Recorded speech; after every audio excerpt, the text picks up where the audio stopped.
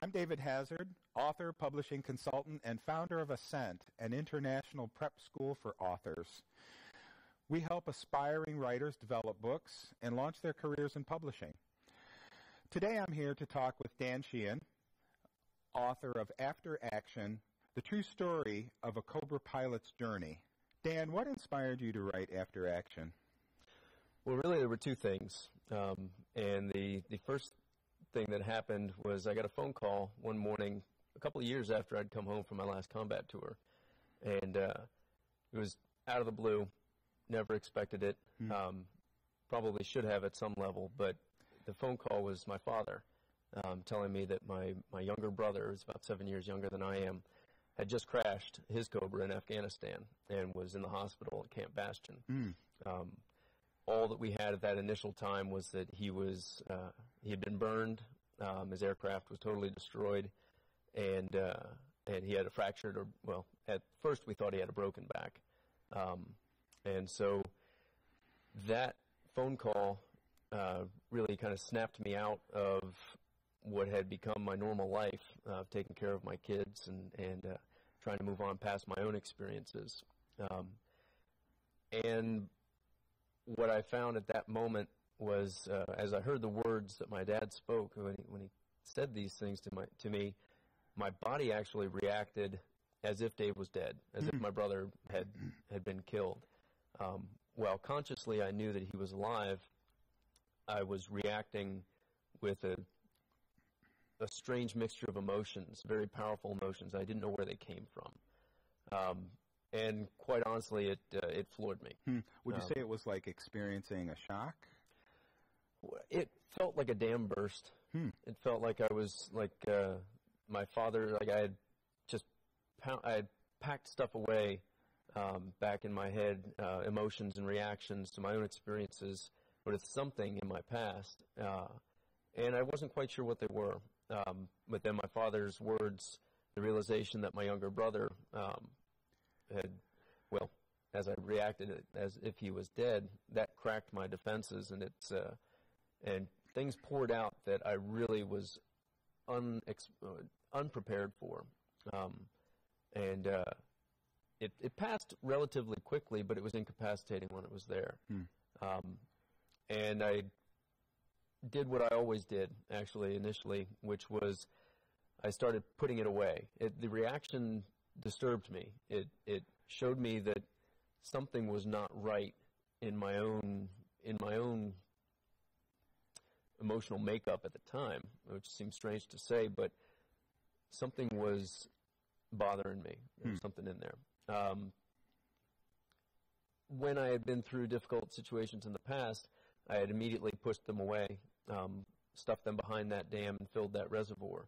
And that's what I started to do again. I started to rebuild that dam, started to rebuild my own internal defenses to keep this stuff hidden from myself, from my family. I didn't want to experience it again.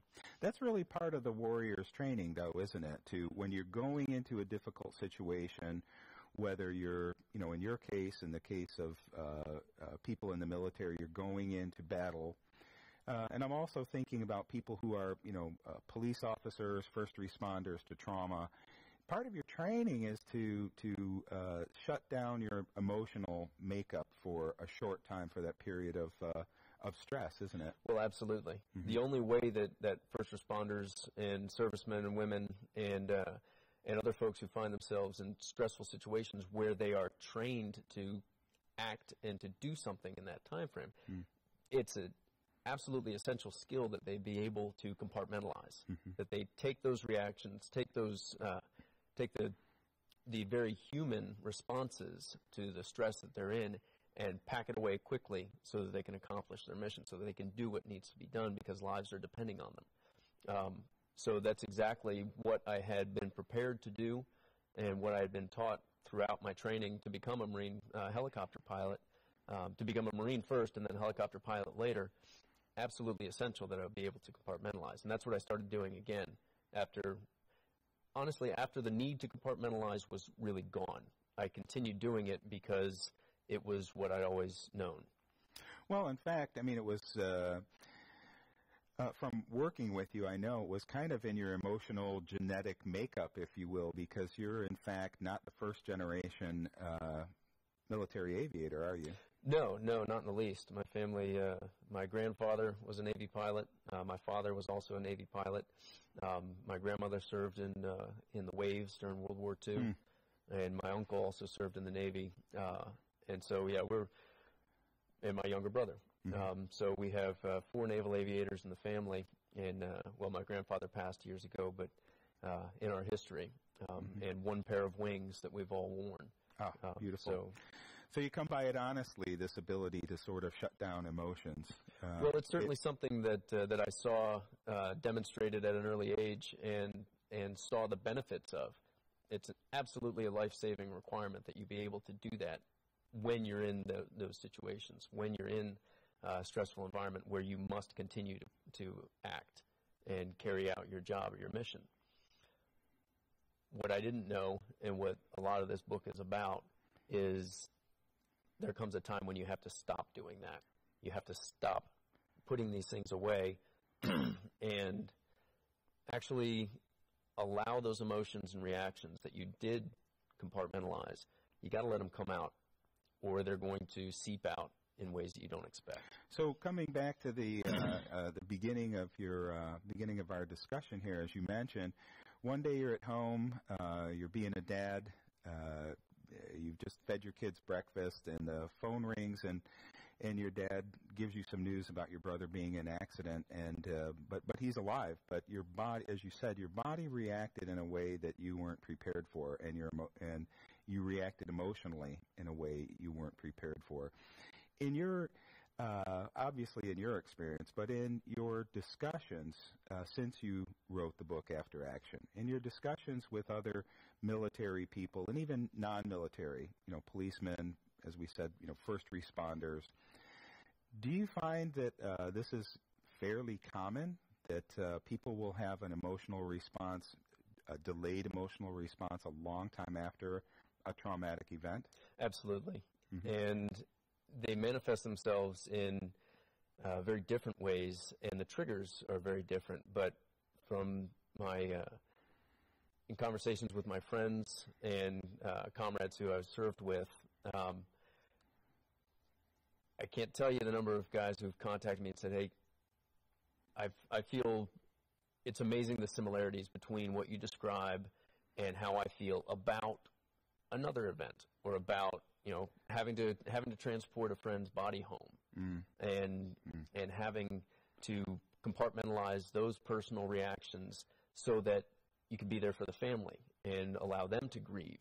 And events where I recently had a police officer contact me and mention that he experienced much the same delayed response from being the first responder on scene at a school shooting.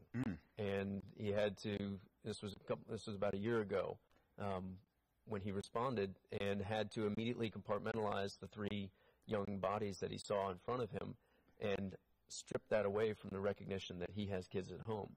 And then he had to drive on and conduct an interior room-to-room search for an armed murderer. So he absolutely had to strip the emotional reactions away from what he saw and steel himself to complete his mission, which was to protect the living. And so he did that, accomplished his mission, and then like I did, and like so many of my friends have, he pushed on, and he didn't want to go back to that point where he saw that, where he experienced that, and he wanted to steel himself or protect himself from those emotions by ignoring them. And that's what I sought to do as well from my combat experiences.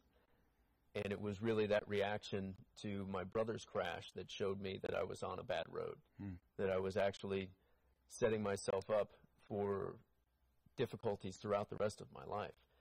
But that wouldn't have been enough to have made me go down this road, to make me pull out the boxes of memories that I'd stuffed behind me. Well, in fact, you used an interesting phrase just a moment ago. You said that when you're in combat, I mean, your job is to shut down your emotions to protect the living, and you also talked about you do it in a sense to protect yourself from being overwhelmed by emotion when you need to perform another job. But you mentioned early in the beginning of our discussion about a second event that happened that inspired you to write the book. What was that event? That one came from a source which is more universal than I ever knew. But one morning, about a month after my brother's crash, after I'd started rebuilding those walls and putting things away and deciding really at the decision point to, I'm going to bury this once and for all. It's never going to come out again. Until I realized that the price that I would pay for doing that was not only mine to pay, and that I would be requiring my son and soon-to-be-born daughter to bear some of the price of my service and what I'd done. And where that came to a head was one morning, standing in the kitchen, just relaxing with my wife and chatting, and I kind of drifted away from the conversation for a moment. And when I came back, my son was standing there. He was about 18 or 20 months old at the time, in his little footy pajamas, and he had assumed the exact mirror image position that I was in, arms crossed, leaning against the door jamb, just kind of lost in thought. And I looked down at him. I saw him standing there. I looked down, realized that he was standing exactly the same way I was, watching me with those eyes that just said, "Look, Dad, look, I'm just like you. I'm doing exactly what you're doing." And that little moment made me realize something that probably should have picked up on before, but that he was going to mimic me, and he was going to model after my behavior, whether what I showed him was healthy and productive or not. And it really started me thinking that maybe it's time I took responsibility for my own well-being, my own emotional and mental well-being, and try and figure out what was going on inside me. And this wasn't a thunderclap realization. This was I got some work to do. I need to embark on this journey. This is a requirement for me if I want to provide a good role model for my children, for how they can react to events, how they can deal with stress in their lives, what their emotional baseline could be. I need to be able to provide them with that. And I realized that at that point, I was not going to be, unless I did something, unless I took positive steps to unpack my own emotional issues, then I was not going to be in a good place to help them develop theirs. So the two events that you connected were the fact that you had a surprise emotional response that you weren't prepared for. You didn't even know it was in you. And then you also realized that your children and your wife and certainly friends and family could be, in a sense, subjected to your emotional state, whether or not you prepared for it. Very much so. Yeah. They would pay the price of my forced, my refusal to admit that something was bothering me. The price was no longer mine to pay. And I was fine while it was only mine, while I considered it mine. I almost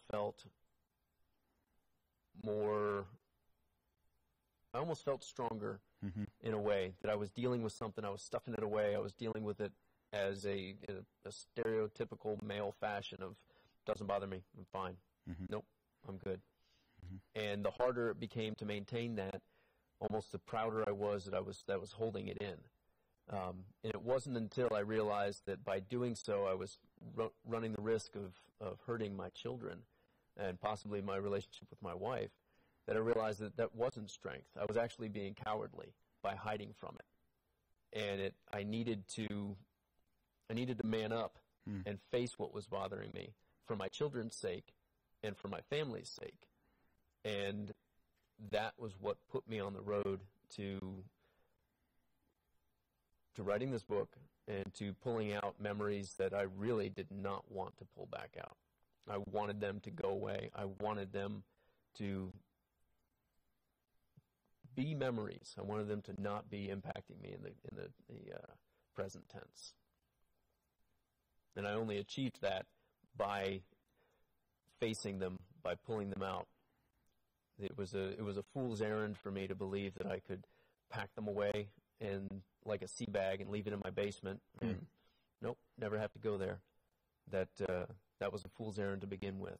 It was an absolute requirement that I pull these memories out and come to grips with them, with what I did and with what I saw and the experiences that I had in combat. I absolutely had to come back to them. Dan, tell us briefly what your book is about.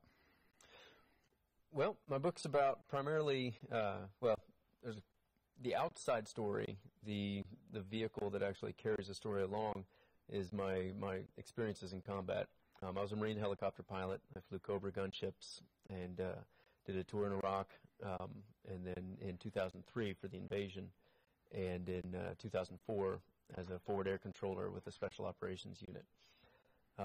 So the book starts with my reaction to my brother's crash and the recognition that I needed to go back and unpack these boxes of memories that I'd stuffed away in kind of a search mode to try and figure out what it was that was bothering me. Because I hadn't been shot. I had never been hit. I didn't suffer any physical wounds. And nor did I feel that I had any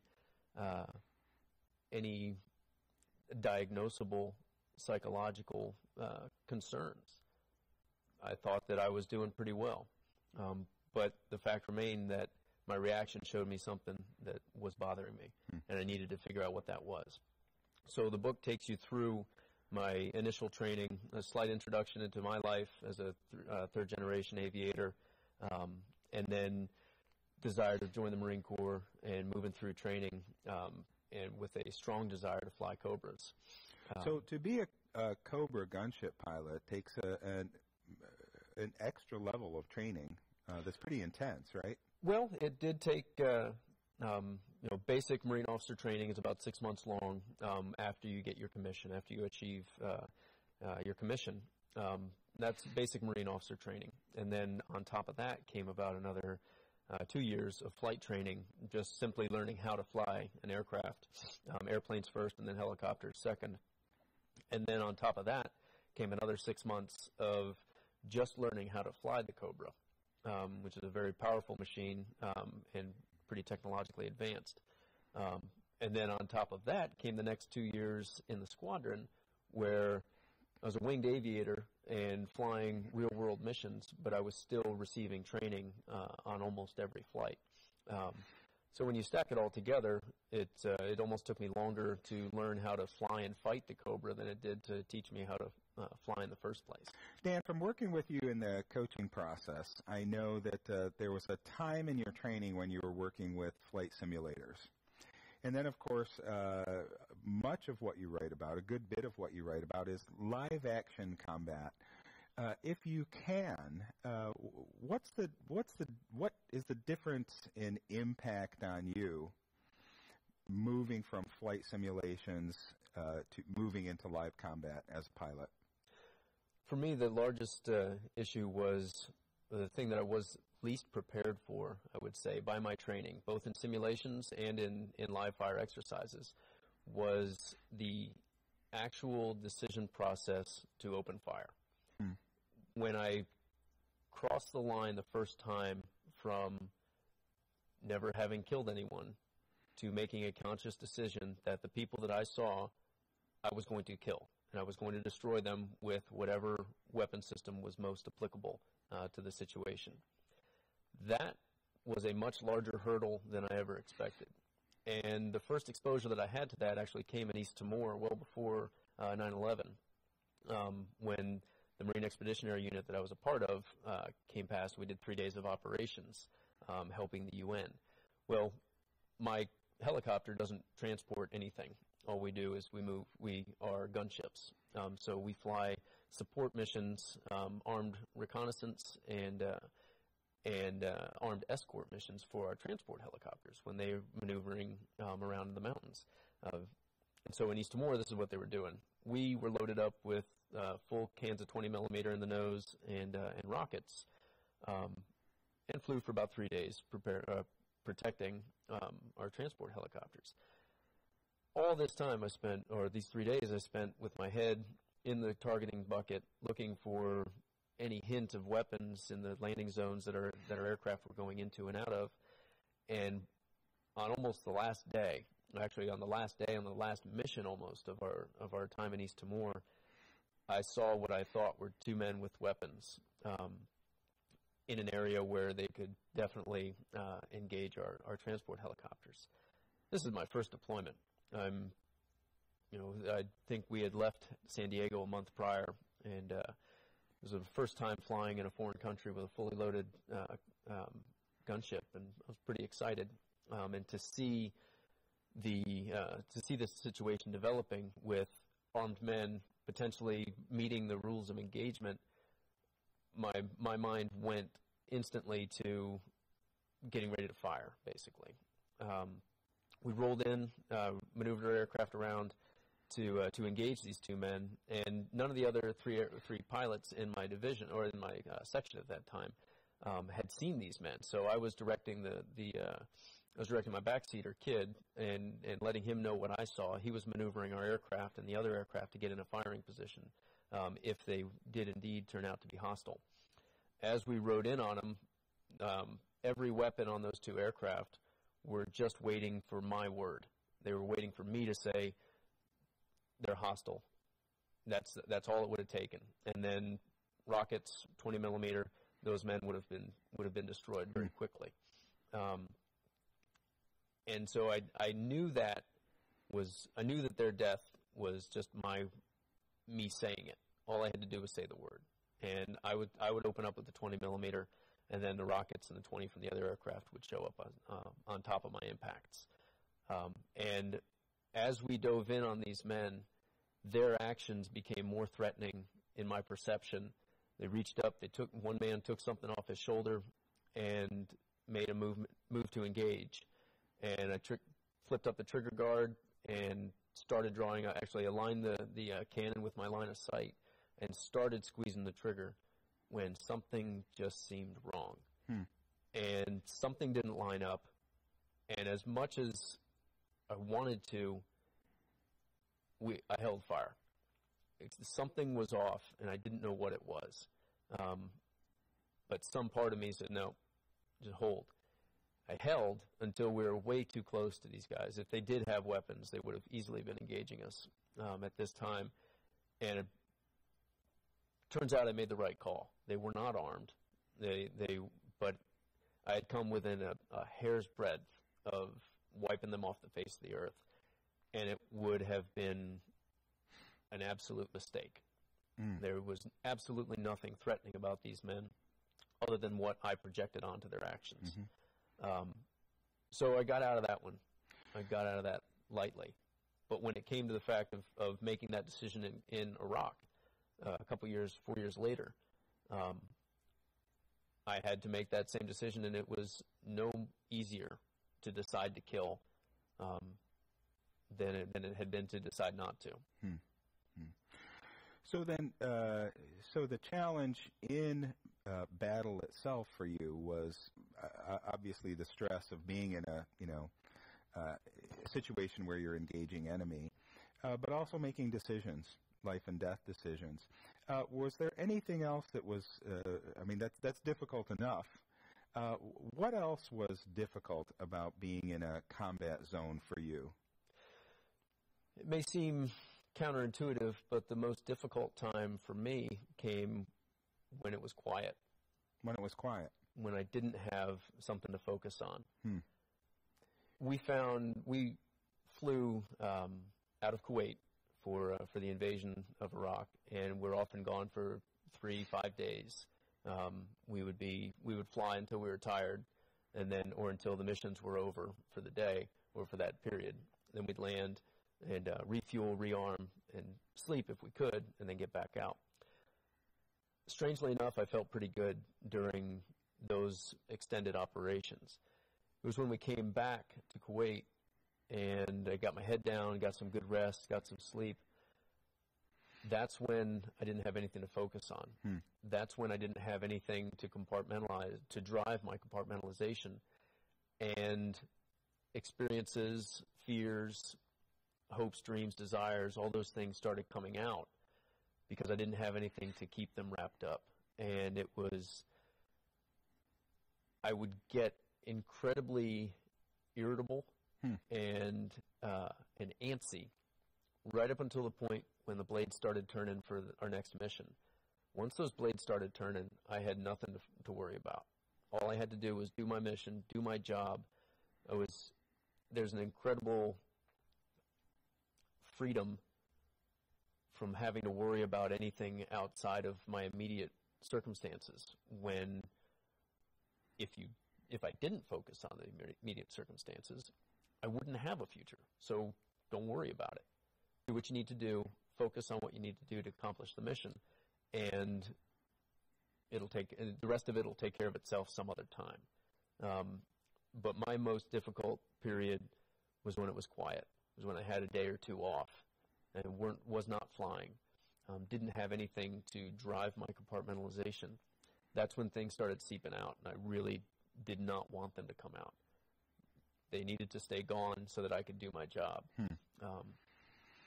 So it wasn't just the times of action. It was the times of quiet and being alone. Yes. Yeah.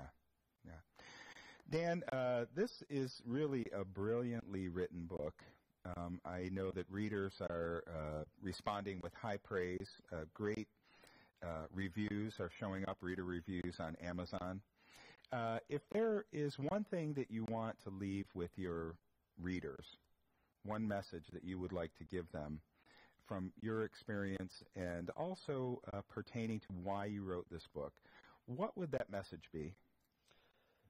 I think the most important thing that could come out of it is recognition that you can go through some very stressful situations, very dangerous situations, and emerge physically whole, unscathed.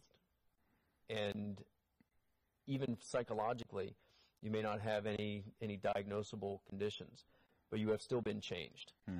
And you will, where I found myself, is I found myself in some ill-defined middle ground. It wasn't diagnosable, didn't have a condition, didn't have any physical scars, yet I had not been untouched. My experiences had touched me, had changed me, and I needed to come to grips with that change in order to live a fulfilling life after the fact. And this is an extension of, I believe, my duty as a serviceman, as a Marine. My duty was to carry out the orders that I had and to protect my fellow Marines.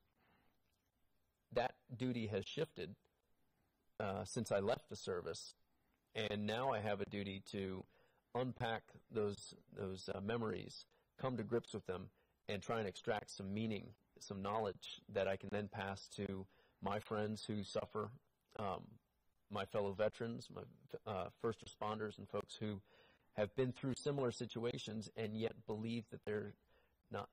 It's almost as though they don't give themselves permission to feel these emotions that every human will feel if they're healthy. So this is sort of it's a final act, if you will, of your tour of duty for fellow warriors. It is. It's indeed a continuation. Hesitate to say final because I'd like to continue writing and have some ideas with a similar mindset. However, I do very much see it as a continuation of my responsibility as a Marine, as a veteran now, to share what I've learned and assist other veterans and other folks who are suffering in that middle ground. Give them a little bit of recognition that it's okay to feel what you're feeling, and it's time to let it come out. And it's time to deal with it so that you can live a fulfilling and happy life on the backside of whatever it is you went through. Good. Thanks, Dan. Well, thank you. You can find Dan Sheehan's powerful military memoir, After Action, online at Amazon.com. This is David Hazard, founding director of Ascent, a prep school for authors. If you have need of coaching services or book design services, you can find us on the web at itsyourlifebethere.com.